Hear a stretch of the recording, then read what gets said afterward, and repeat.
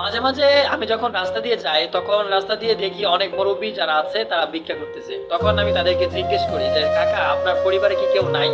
তখন ওই লোকটা জানেন কি বলে, বলে বাবা পরিবারের কথা আর কি বলবো, আমার ছেলেও আছে, মেয়েও আছে, নাতিও আছে, কিন্তু কেউ আমাকে খাওয়ায়ও না, আমাকে দেখাশোনা করে না।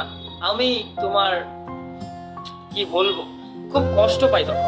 ওই লোকটা খুব কান্না করে দেওয়ার মতো হয়, বলে যে আমি আমার আমার ওয়াইফ ভিক্ষা করে খাই, কারণ হচ্ছে আমার সন্তান আমাকে দেখে না, আমার মেয়ে আমাকে দেখে না, তাদের নাকি আমি বোঝা হয়ে গেছি, তাদের প্রতি আমি বোঝা হয়ে গেছি। যে সন্তানের জন্য একটা বাবা সব কিছু করতে পারে পৃথিবীতে, যে সন্তানের জন্য একটা মা না খেয়ে থাকতে পারে এই পৃথিবীতে, সেই সন্তানকে কিভাবে কিভাবে রেখে তারা নিজে খায়, কিভাবে রেখে তারা নিজে আরামে ঘুমায়, আমি সেটা বুঝি না ভাই। আমাদের দেশে এমন আজব কেন ভাই? মানুষের মন মানসিকতা তো খারাপ হতে পারে কিভাবে? নিজের মাকে যে দেখে না, সেই ব্যক্তিটা কতটা নিকৃষ্ট মানুষ হিসেবে গণ্য সেটা আপনারা চিন্তা করে দেখেন। পৃথিবীতে একটা জিনিস আছে যে যেই কর্ম আপনি করবেন সেই কর্মে আপনি ভুগবেন।